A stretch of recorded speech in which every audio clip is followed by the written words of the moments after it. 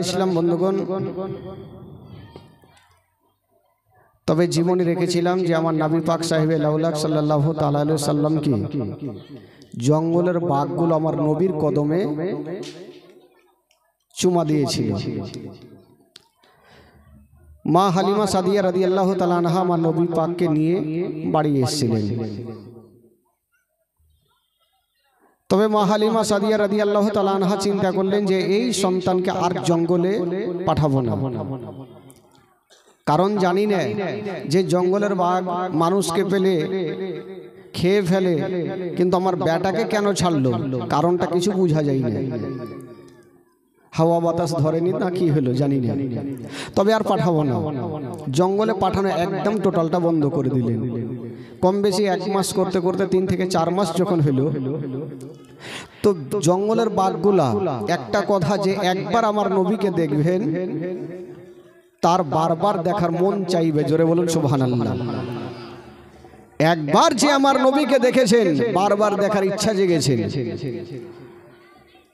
তবে জঙ্গলের বাঘগুলা চিন্তা করছেন, হাগো তারা মিটিং করছেন। একটা মানুষের মধ্যে যেমন মিটিং হয়, তো বাঘদের মধ্যে একটা মিটিং করছে, আলোচনা চলছে। হাগো নবীকে প্রায় 3 থেকে 4 মাস হয়ে গেল, জঙ্গল আর আসে না, আর নবীর সঙ্গে দেখাও হয় না, তো কি করা যাবে? তো বাঘের মধ্যে আলোচনা হলে এক কাজ করো, যদি নবীকে দেখতে চাও তবে একটা দল হার মারিয়ে যাব, হালিমার বাড়িতে ঢুকবো, নবীকে দেখবো, জিয়ারত করব, চলে আসবো। ডিসিশন হয়ে গেল। এই বাবা কয়েকটা বাঘ চলে যাচ্ছেন।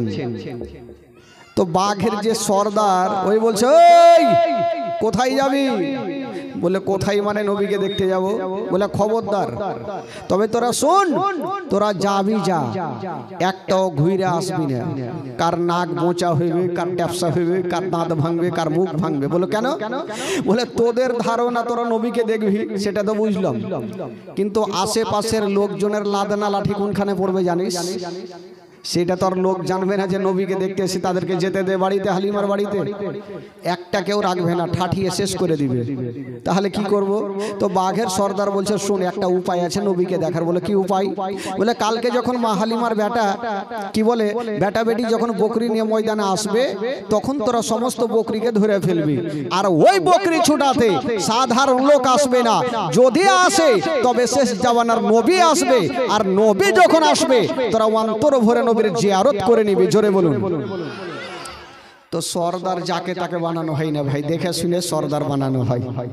একটা সর্দার একটা লোককে বলছে, জীবনে লোকটা নামাজ পড়েনি, তো ওকে বলছে, ভাই এক কাজ করো, তুমি 40 দিন নামাজ পড়ো, তোমাকে আমি 10,000 টাকা দেবো। তো ওই লোকটা ভাবলো যে সর্দার যেহেতু বলছে নামাজ পড়েইলি, কিন্তু সর্দারের মনের একটা ধারণা যে লোকটা নামাজ সারা জীবন পড়ে না, যদি টাকার লোভটা দিই, মানে টাকার লোভ আর কার নেই, সবারই আছে, টাকার লোভ যদি দিই লোকটা 40 দিন নামাজ পড়বে, অভ্যাসটা হয়ে যাবে, নামাজ ছাড়বে না। কিন্তু ওই লোকটা ভাবলো যে 40 দিন নামাজ পড়ে সর্দার 10,000 টাকা দেবে, তো পড়বো না কেন? 40 দিন পড়ে সর্দার সাহেবের সামনে হাজির। সর্দার সাহেব টাকা দেন। সর্দার সাহেব মাথা চুলকাছে, ব্যাপার কি রে ভাই, কিসের টাকা? ভুলে গেছে। বলে আপনি কি ভুলে গেছেন? ওই দিন চায়ের দোকানে বলেছেন যে 40 দিন নামাজ পড়লে 10,000 টাকা, আমি 40 দিন পুরিয়ে এসে টাকা দেন। সর্দার বলল, দেখো ভাই, আমি এমনি বলেছিলাম যাতে তোমার 40 দিন নামাজ পড়লে একটু অভ্যাসটা লেগে যায়, তার জন্য টাকার কথা বলেছিলাম, দেওয়ার জন্য বলিনি। তো ওই লোকটা চট করে বলছে, আমি জানতাম যে আপনি টাকা দেবেন না, ঠকবেন, জান আপনাকে একটা বড় জিনিস ঠকেছি। ফের সর্দার টেনশন করছে, কি ঠকলে রে বাবা, কি ঠকেছো? তখন লোকটা চট করে বলছে, সর্দার সাহেব আমি জানতাম আমি 40 দিন নামাজ পড়লে আপনি টাকা দেবেন না, ঠকবেন, এই জন্য 40 দিন যে নামাজ পড়েছি একদিনও উজু করিনি, মানে বিনা উজুতে নামাজ পড়েছি। তো ভাই রে, লোককে ঠকার অনেক বুদ্ধি আছে। তো সর্দার যাকে তাকে বানানো যায় না। তো বাঘের সর্দার বলছে, শুন, যদি নবীকে দেখতে চাস তাহলে কালকে মা হালিমার বেটা বেটি বকরি নিয়ে আসবে, আর তোরা সমস্ত বকরিকে ধরবি, আর ওই বকরি ছোটাতে সাধারণ লোক আসবে না, যদি আসে তবে দয়ার নবী মুস্তাফা আসবে। ঠিক আছে, তাই হবে। বেরাদার বন্ধুগণ, বাবা যে আমার শোনন, মা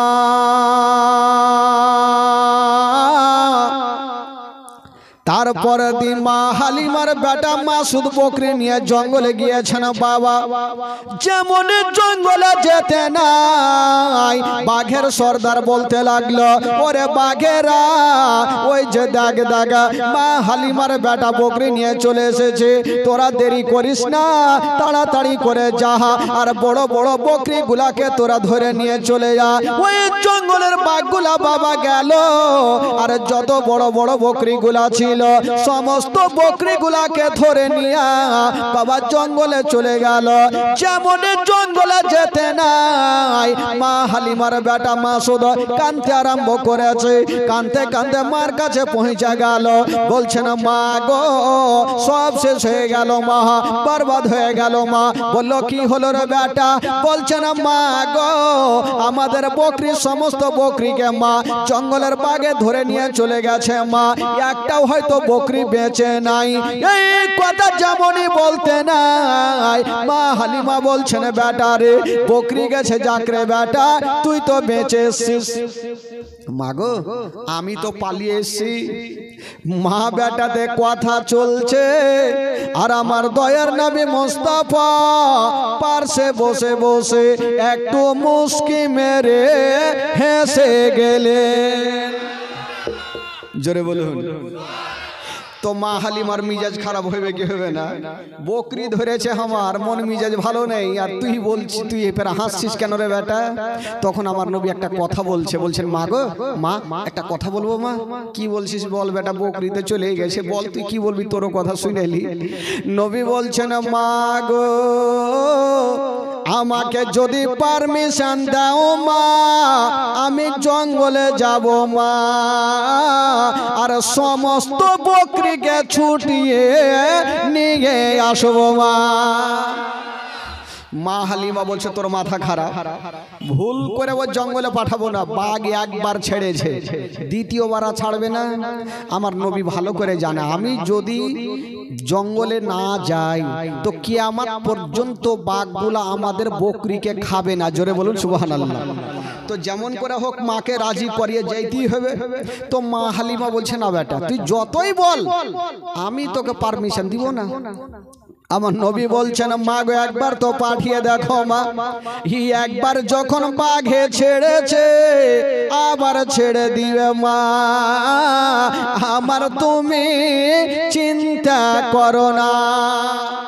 তো মা হালিমা বলছে দেখ বেটা আমি পাঠাতে পারবো না। আমার নবী বলছেন মা গো আমি কথা দিলাম আমার কিছু হবে না, আমি যাবো আর চট করে বকরিটি নিয়ে চলে আসবো। তো মা হালিমা লাস্টে বলছে দেখ বেটা যাবি যা, তবে একটু সাবধানে, যদি বাঘ দেখে এলাও চলে আসছে তবে ভয়ে পালিয়ে আসিও বেটা। আমার নবী বলছেন ঠিক আছে মা আগে যাই। তো আমার নবী এক পা দুই পা করে যাচ্ছেন আর পিছনে ঘুরে ঘুরে মাকে দেখছেন আর বলছেন কি বলছেন মা গো আমি চললাম মা যতক্ষণ পর্যন্ত বকরি নেব না আমি বাড়ি ঘুরে আসব না।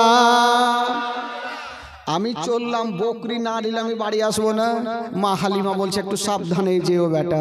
আচ্ছা বলুন তো ভাই আমার নবী যাচ্ছেন জঙ্গলে বকরি আনতে পারবে কি পারবে না? জোরে বলুন পারবে কি পারবে না? আর আমরা আর আপনারা বাঘের সামনে যেতে পারবেন ভাই? ভাই পারবেন? পারবো না। যদিও বাথরুম করেন আর পিছনে ঘুরে যদি কোনো বাঘকে দেখে এলেন তো লুঙ্গি ঠিক থাকবে? কোনখানে যাবে লোটা ঘুটি কোনো চিন্তা নেই, আগে ভাগ যান বাঁচা। কিন্তু আমার নবী হচ্ছে রাহমাতুল্লিল আলামিন, একটা বাঘ পর্যন্ত আমার নবীকে চিনহে। তো আমার নবী যাচ্ছেন জঙ্গলে। কবি লিখেছেন বাবা ও শিশু বেলায় দয়ার নবী গেলেন একদিন ময়দানে, সূর্য তখন লুকিয়ে দেখেন নবী আছেন কোনখানে। ও শিশু বেলায় দয়ার নবী গেলেন একদিন ময়দানে, সূর্য তখন লুকিয়ে দেখেন নবী আছেন কোনখানে। সামনে দুটি হাত রহমতেরই সাকিনা, সামনে দুটি হাত রহমতেরই সাকিনা, দিন দুনিয়ার বাদশা সেজে তাজদারে মদিনা। তাই হালিমা তোমার কোলে কে এসেছে দেখো না, ও কি মেরে দেখো না, কাছে গিয়ে দেখো না, দাঁড়া হয়ে দেখো না, খুশবু সঙ্গে দেখো না, তিন দুনিয়ার বাদশা সেজে তাজদারে মদিনা। জোরে বলুন। ও মেঘে গেছে ছায়া করেন মোর নবীজির মাথাতে, সর্প এসে হাওয়া করেন মোর নবীজির গায়েতে। মেঘে গেছে ছায়া করেন মোর নবীজির মাথাতে, সর্প এসে হাওয়া করেন মোর নবীজির গায়েতে। সামনে দুটি হাত, সামনে দুটি হাত রহমতেরি সাকিনা, সামনে দুটি হাত রহমতেরি সাকিনা, দিন দুনিয়ার বাদশা সেজে তাজদারে মদিনা। তাই হালিমা তোমার কোলে কে এসেছে দেখো না, ও কি মেরে দেখো না, কাছে গিয়ে দেখো না, দাঁড়া হয়ে দেখো না, খুশবু সঙ্গে দেখো না, দিন দুনিয়ার বাদশা সেজে তাজদারে মদিনা। জোরে বলুন। তাহলে আমার নবী যাচ্ছেন কোথায়? কোথায় যাচ্ছে বলুন? আরে জোরে বলুন, কোথায় যাচ্ছেন? হ্যাঁ, আইল ছাড়িয়েন না, না হলে ফের উল্টা পাল্টা চলে যাবেন, পাহি ছাড়বেন না। আমার নবী কোথায় যাচ্ছেন? জঙ্গলে বকরি আনতে যাচ্ছেন। পারবে কি পারবে না ভাই? তো মা হালিমা দূর থেকে বলছে, দেখ বেটা একটু যাই সাবধানে বেটা। আচ্ছা, আপনারা আমার কথা বুঝতে পারছেন তো? কারণ আপনাদের কথা ফের একটু টেঁড়া মানে হয়তো, জানি না পারছেন কি পারছেন না, বুঝতে পারছি না ভাই, আশা করি বুঝতে পারবেন। তো মা হালিমা বলছে, দেখ বেটা একটু জেলে সাবধানে যে। আমার নবী বলছে, ঠিক আছে মা, চিন্তা নেই।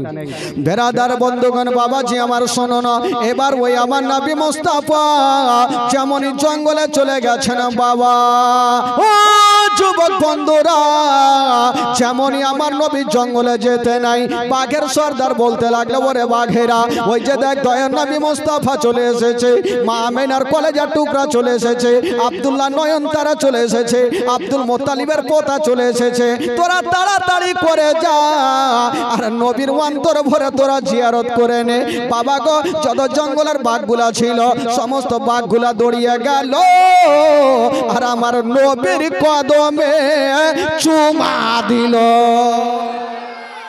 সমস্ত বাঘগুলাকে আমার নবীর কদমে চুমা দিয়ে লাইন ধরেছেন। তো আমার নবী বলছেন, ওই বাঘ, তোদের মালিক কে আছে? আমাদের বকরি কোথায়? বাঘগুলা কি উত্তর করছেন? বাঘগুলা বলছেন, ইয়া রাসূলুল্লাহ, আপনাদের বকরিগুলা ধরেছি নবী গো, আমরা সারা রাত ধরে বকরির পাহারা দিয়েছি, এখন পর্যন্ত আমরা রুম ক্ষতি করি না, এখন পর্যন্ত রুম ক্ষতি করি না, আমরা যত্ন সহকারে পাহারা দিয়ে জগিয়ে আছি। তবে ইয়া রাসূলুল্লাহ, নবী গো, আপনার বকরির কোনো ক্ষতি করি না। আমার নবী বলছেন, ওরে বাঘেরা, তাড়াতাড়ি করে যা আর বকরিগুলা নিয়ে চলে আয়। বাবা গো, এবার জঙ্গলের বাঘগুলা গেল আর যত বকরিগুলা ছিল সমস্ত বকরিগুলা এনে আমার নবীর সামনে লাইন লাগিয়ে দিল। বাঘগুলা বলছেন, ইয়া রাসূলুল্লাহ, ইয়া হাবিবাল্লাহ, নবী গো, বেয়াদব ক্ষমা করবেন, ইয়া রাসূলুল্লাহ, আমাদের খাবার ইচ্ছা ছিল না, আমাদের ইচ্ছা ছিল আপনার সঙ্গে দেখা করা। ইয়া রাসূলুল্লাহ, আমাদের খাওয়ার ইচ্ছা ছিল না, শুধু আপনার সঙ্গে একটু দেখা করার জন্য। আপনি তো কয়েকদিন থেকে, কয়েক মাস থেকে আসেননি, তার জন্য আমরা এই কাণ্ড করেছিলাম। আমার নবী বলল, ঠিক আছে। এবার আমার নবী পাক ওই বাঘগুলাকে নিয়ে বাবা গো পৌঁছে গেল মা হালিমার কাছে। তো মা হালিমা মাথায় হাত দিয়েছে, আল্লাহ, জানি না এই ছেলে কেমন ছেলে, জঙ্গলের বাঘ পর্যন্ত ছেড়ে দিল, আর ছেলেকে ছাড়লো ঠিক আছে, বকরি পর্যন্ত ছেড়ে দিল না, হয়তো এই ছেলেকে কোনো জিন ভূতে ধরেছে, না, এই ছেলেকে রাখা যাবে না। যদি রেখে দিই আর যদি কিছু হয়ে যায় তাহলে কি উত্তর দিব, আর রাখা যাবে না বাবা গো। তবে এইখানে বাচ্চাকালের ঘটনা, অনেক ঘটনা আছে, তবে এখান থেকে একটু আগিয়ে যাই। আমার নবী পাক সাহেবেল আউলাদ সাল্লাল্লাহু আলাইহি সাল্লামের বয়স যখন প্রায় 2 বছর হইল, মা হালিমা সাদিয়া রাদিয়াল্লাহু তাআলা আনহা আমার নবীকে নিয়ে 1 পা 2 পা করে পৌঁছে গেলেন কোথায়? মা আমেনার কাছে। বলছেন, বহিন আমেনা, এই যে তোমার আমানত, তোমার ছেলেকে নিয়ে গিয়েছিলাম, 2 বছর রাখলাম, এবার তোমার কাছে তুমি জমা নাও। মা আমেনাকে আমার নবীকে দিয়ে দিলেন। মা হালিমা চলে আসবেন, হাজার হলো 2 বছর আদর যত্ন করেছেন, দুগ্ধপান করিয়েছেন, ময়া মমতা তো হবেই। মা হালিমা একদিকে মুখটা ঘুরিয়ে ঝরঝর করে কাঁদছেন, আমার নবীকে ছেড়ে আসতে মন চাই না, কিন্তু কেউ বুঝতে না পারলেও আমার নবীর বুঝতে অসুবিধা হইল না। আমার নবী বলছেন, মা তুমি বাড়ি যাও মা, যদি কোনোদিন মুসিবতে বিপদে পড়ে যাও মা, আমার নামখানা স্মরণ করিও, তোমার সমস্ত বিপদ দূরে হবে মা। মা তুমি যাও, যদি কোনোদিন বিপদে পড়ো তবে তোমার এই বেটার নামখানা মুখে নিও, তোমার সমস্ত বিপদ দূর হবে।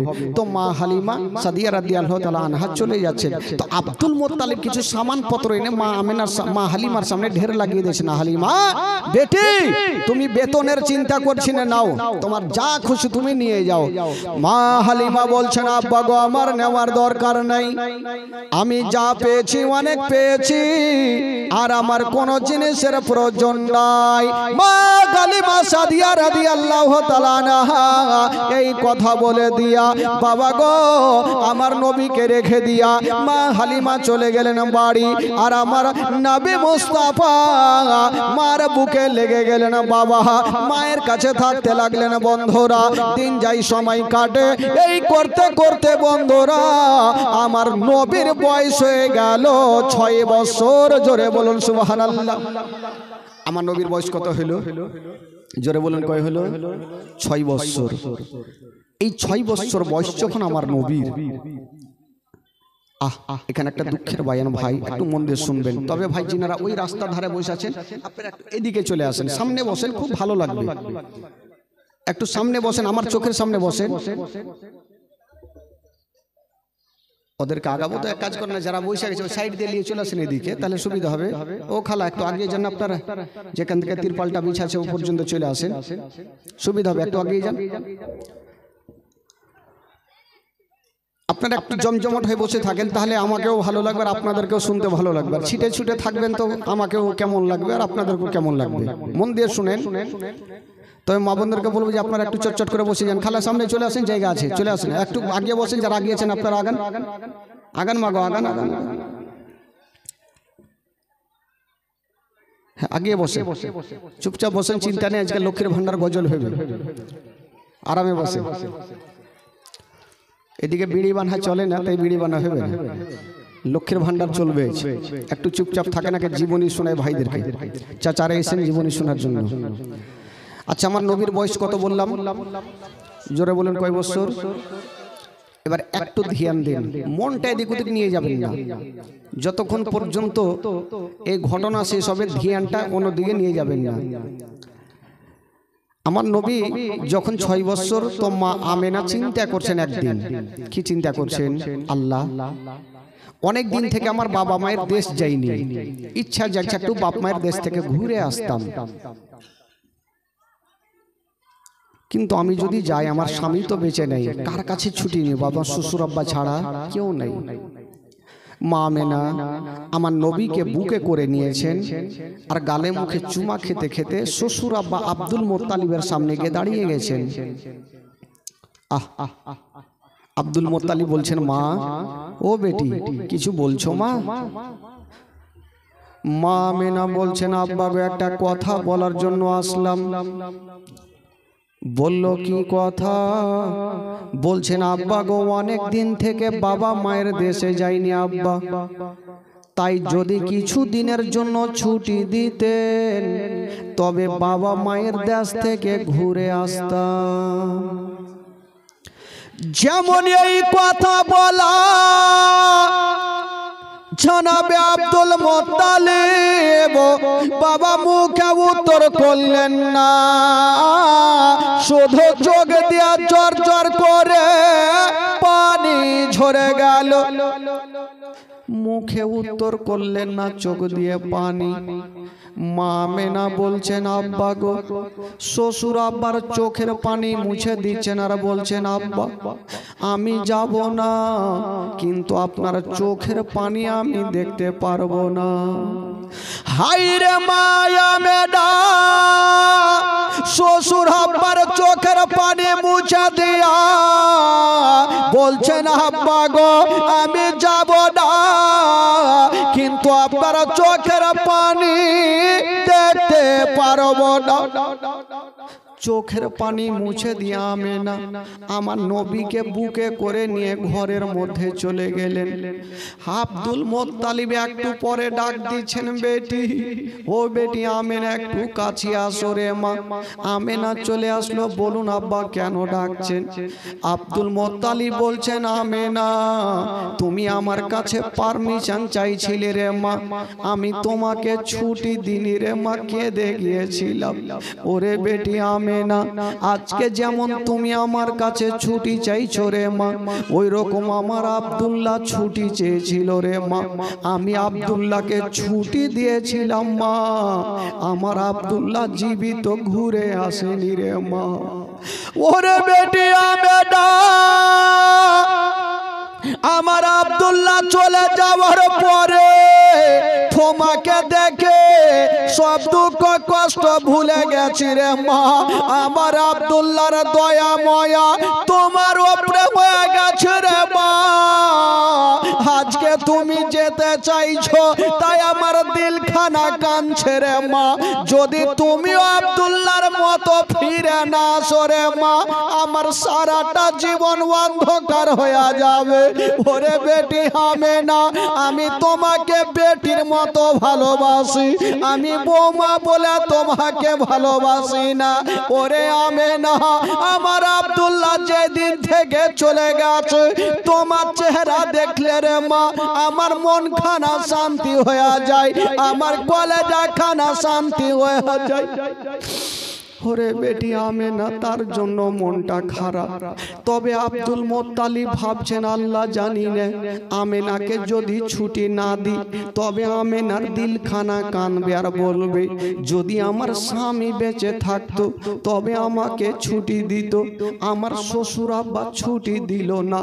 বলছেন আমেনা তুমি যখন ছুটি চেয়েছো রে মা তোমাকে বেশি লম্বা ছুটি দিব না, মাত্র এক সপ্তাহর ছুটি দিলাম, একটু তাড়াতাড়ি চলে আসি ওরে মা। মা আমেনা বলছেন আব্বা গো আমি কথা দিলাম আমি এক সপ্তাহ করে বেশি থাকবো না।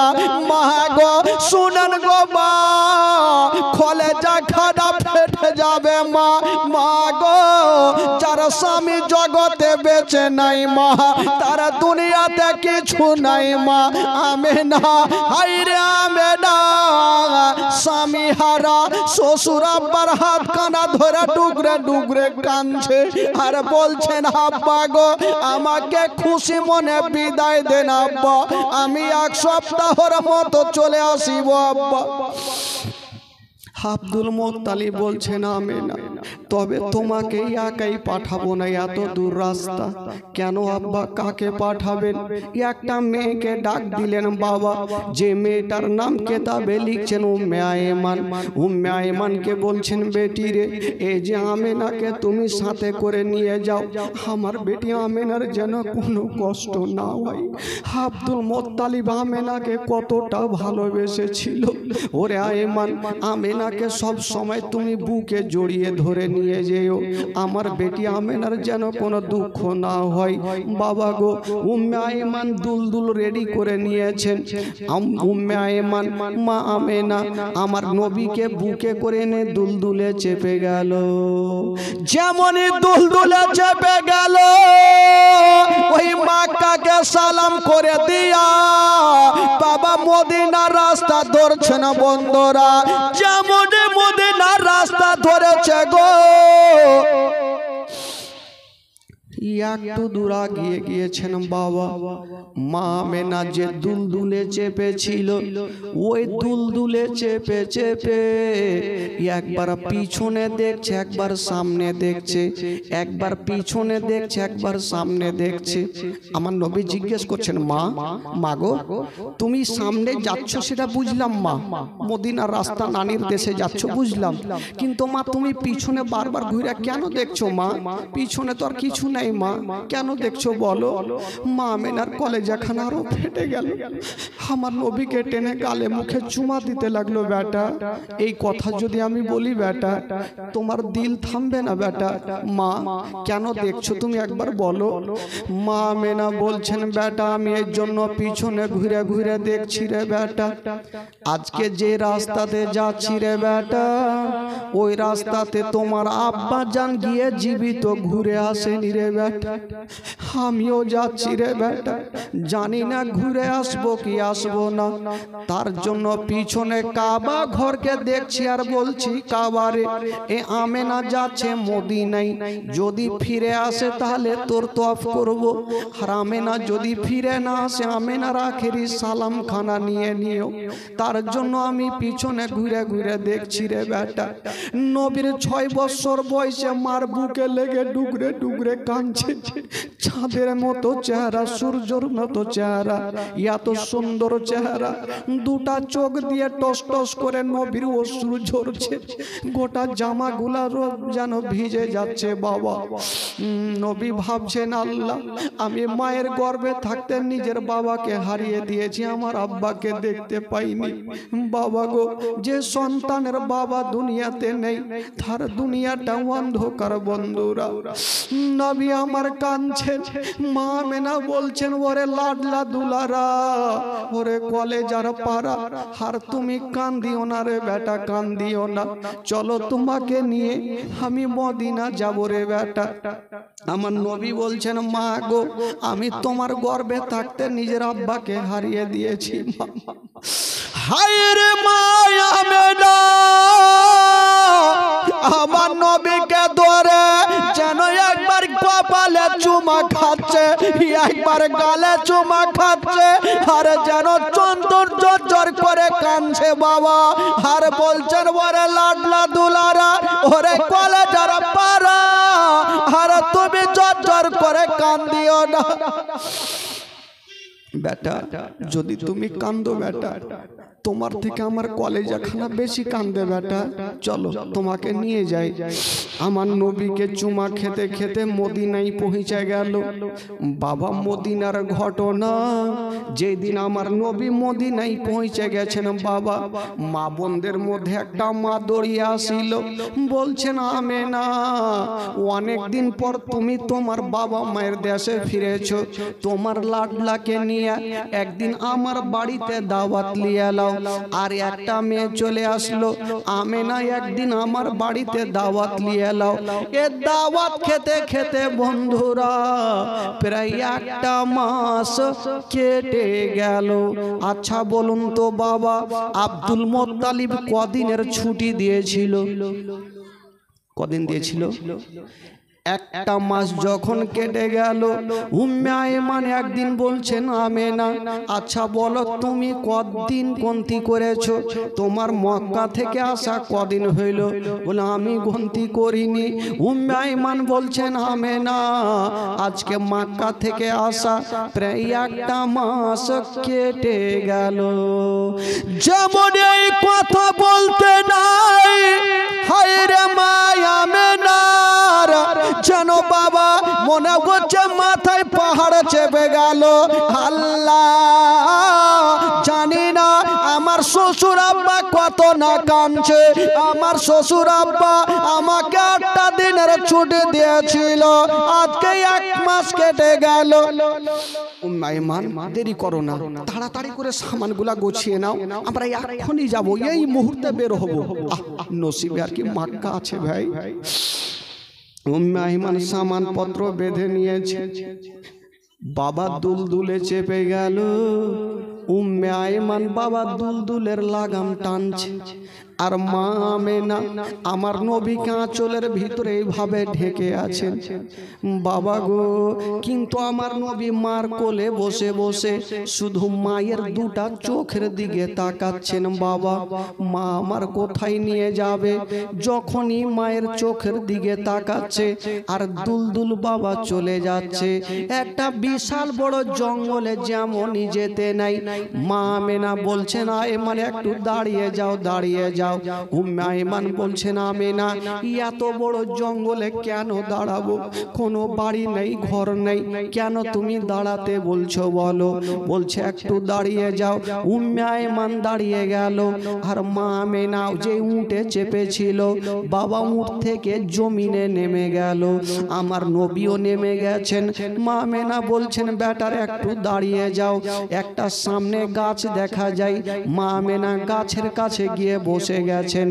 যেমন গাছের কাছে বসেছেন বাবা মাগো মাগো, ঘটনা শুনে কলেজা ফেটে যাবে। মা আমেনা ওই গাছের তলাতে কেন বসেছে গো? গাছের তলাতে বসে আমেনা চতুর্দিকে তাকিয়ে তাকিয়ে দেখছেন বন্ধুরা। আমেনা যে গাছের তলাতে বসেছেন চতুর্দিকে দেখছেন, মনে হচ্ছে কি এমন হারিয়ে গেছেন। আমেনা এক মুঠি মাটি নিয়ে হাতে, বাবা গাছের তলার মাটি হাতে নিয়েছেন, যেমনই নাকের কাছে লাগিয়ে শুংহেছেন, শুংহার পরে কানতে আরম্ভ করলেন। ঝরঝর করে কানছে। আমার নবী মার বুকে লেগে গেছে। মা এতক্ষণ ভালো ছিলে মা, এই মাটি শুংহার পরে তুমি কেন কাঁদছো মা, কি এমন হইল?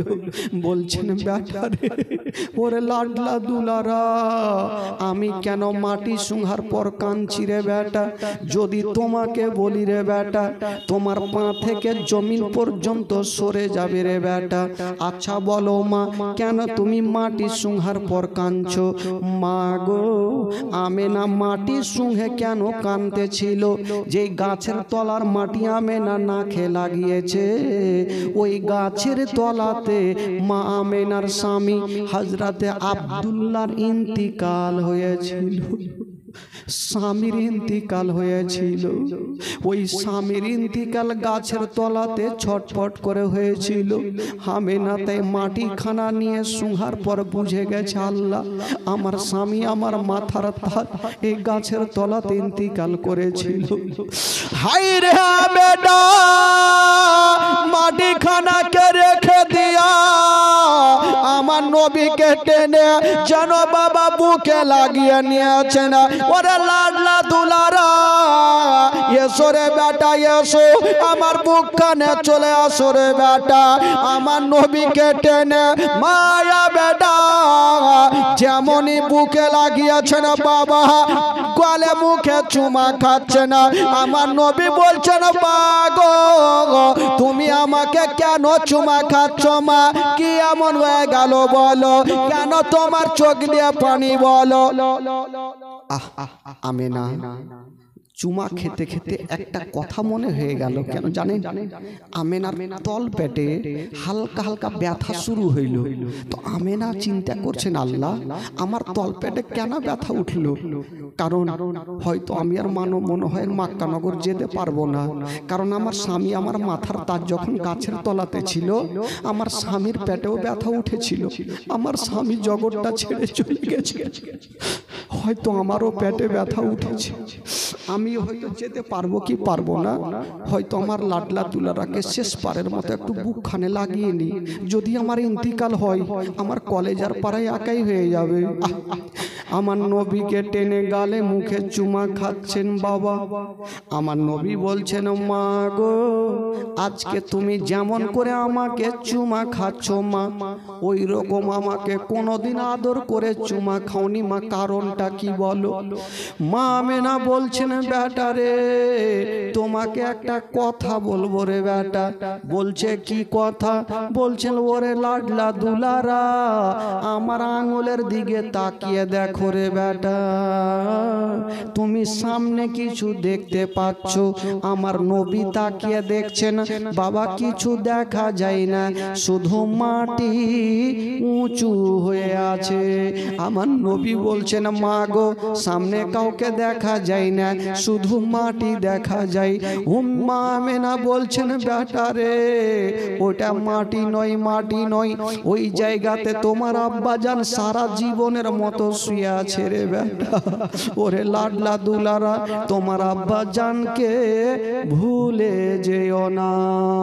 হায় রে নবী মুস্তাফা,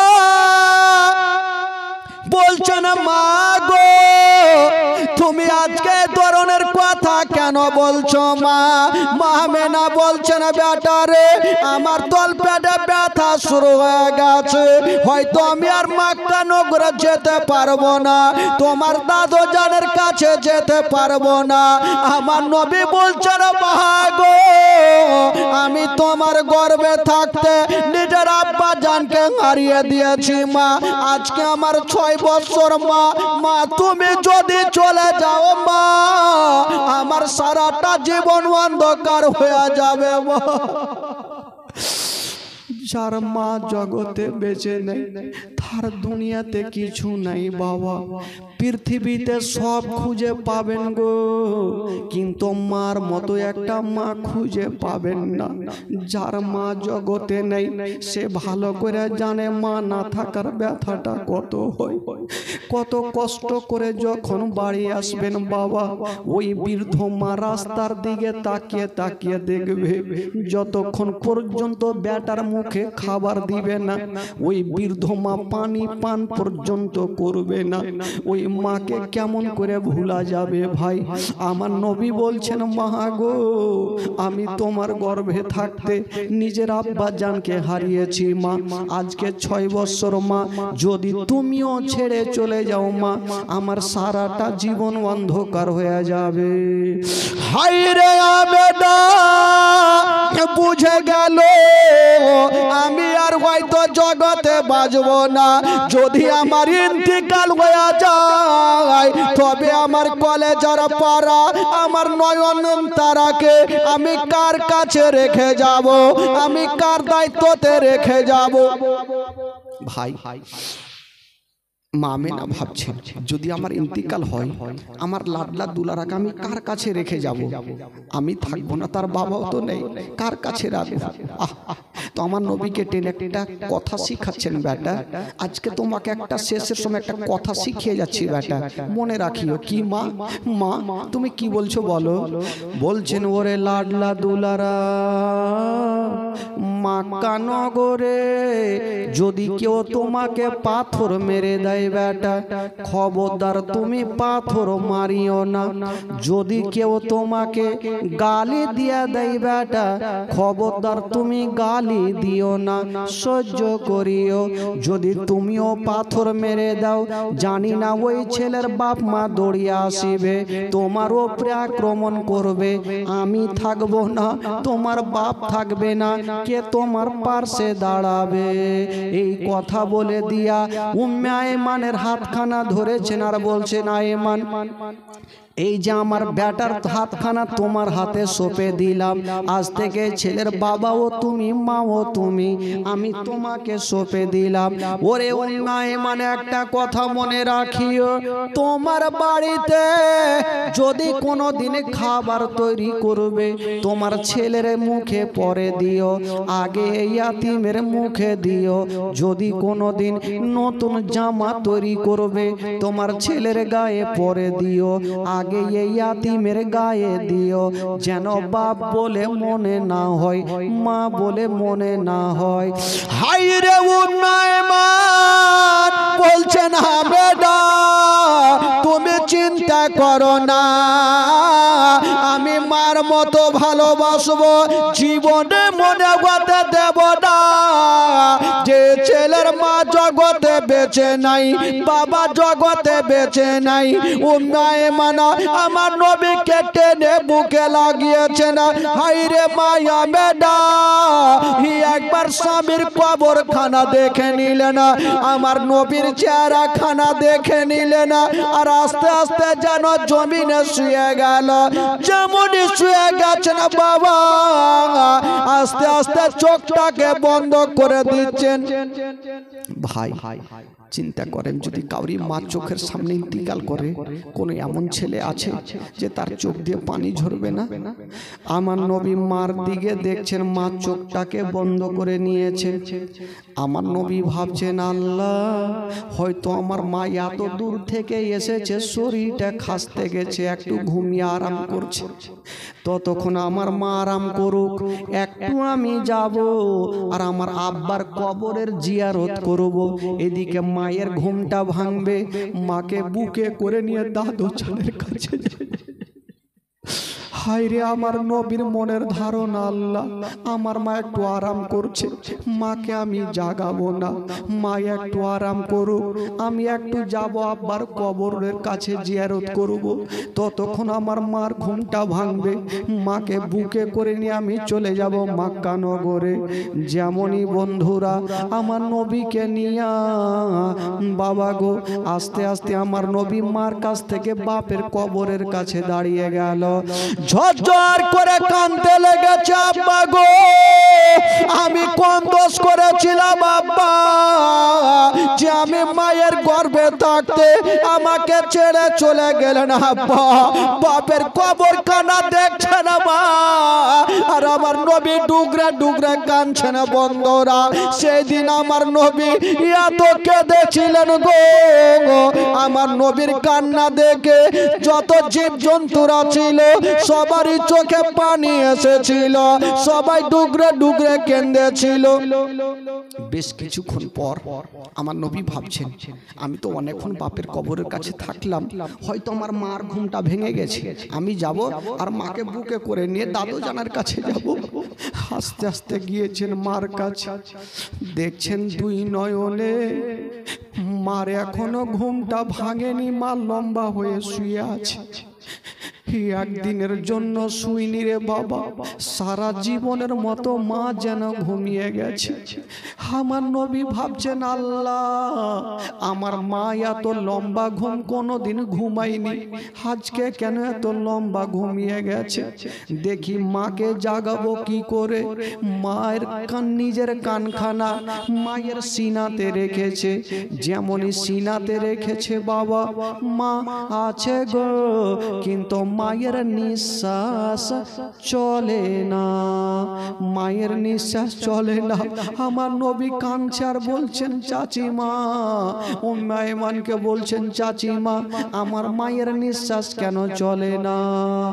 হায় রে আইমান বুঝে গেল হয়তো লাডলা দুলারার মা বেঁচে নাই, আমেনা বেঁচে নাই।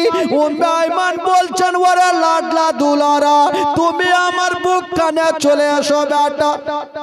চাচিমা আমি তোমার বুকে কেন যাব, আমার মা সামনে আছে, আমার মার বুকে যাব, আমি আমার মার বুকে যাব।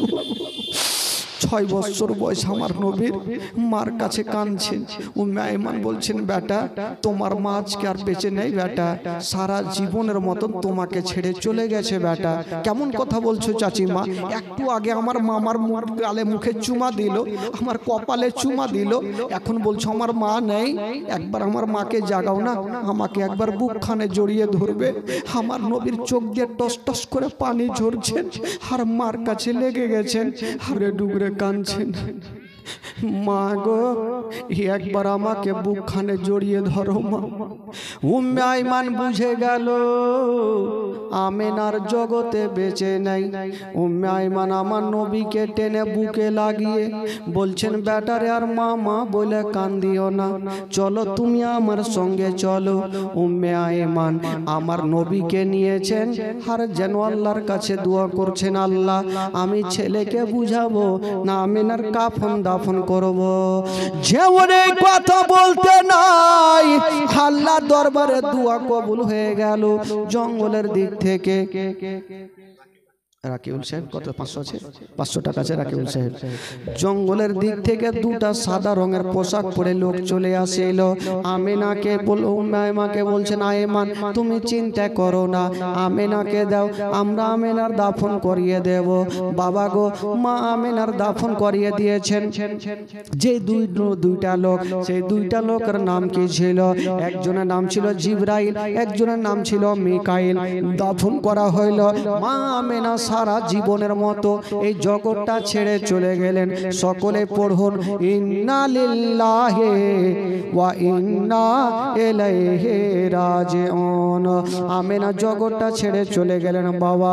হায় রে আইমান আমার নবীকে বুক কানে নিয়া যেন বাবা মক্কার দিকে চলে যাচ্ছে না বাবা, একটু দূর আগিয়ে গিয়েছেন। ভাই, আব্দুল মোত্তালিব যে 8 দিনের ছুটি দিয়েছিল, যখন একটা মাস কেটে গেছে, বৃদ্ধ আব্দুল মোত্তালিব একটা চেয়ারে বসে আছে, আর একটা চেয়ারে পাখানা রেখে মাথাটা নিচু করেছে, আর ছোট বাচ্চার মতো ডুগরে ডুগরে কাঁদছে, আমার আমেনা কেন আসে না, আমার আমেনা কেন আসে না। ওইদিকে উম্মে আয়মান আমার নবীকে নিয়ে আসছেন, কিন্তু আমেনার আসে না ঘুরে। উম্মে আয়মান বলছেন, বেটা রে, তুমি 1 পা 2 পা করে আগাও বেটা, আমি তোমার দাদু জানের জন্য কিছু খাবার কিনে নি বেটা। উম্মে আয়মান হাটের দিকে বাজারে গেল, আর আমার নবী মুস্তাফা দাদু জানের সামনে গিয়ে দাঁড়িয়ে গেছেন।